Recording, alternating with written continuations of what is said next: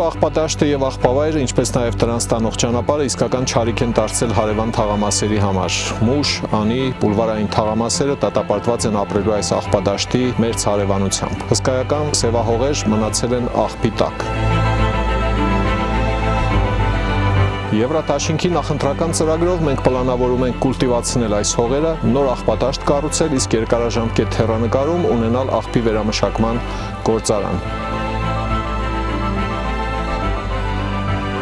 Հարգելի գյումրեցիներ, մասնակցեք ավականու արտահերթ ընտրություններին մարտի 30-ին եւ ձեր քվեն տվեք մեր Եվրատաշինքին։ Քվեաթերթիկ համար 6։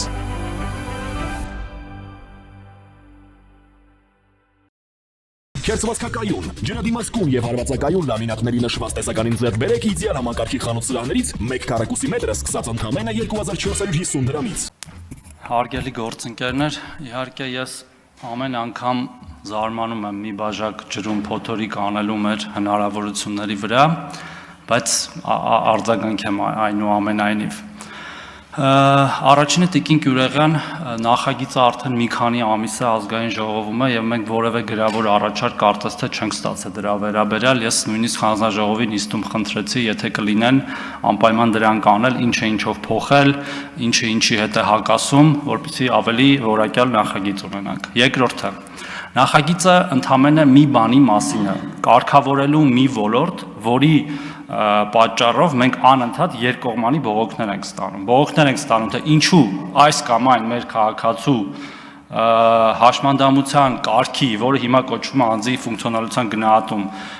կարգի տրման գործընթացը իրականացվել է,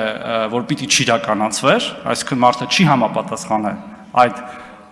գնահատականին, բայց ուղարկվել է փորձաքննության եւ հակառակը, ինչու է համապատասխանել եւ չի ուղարկվել։ Եվ այս խնդրի մեջ այս գործընթացում մեծ դեր ունեն մեր սիրելի բժիշկները։ Եվ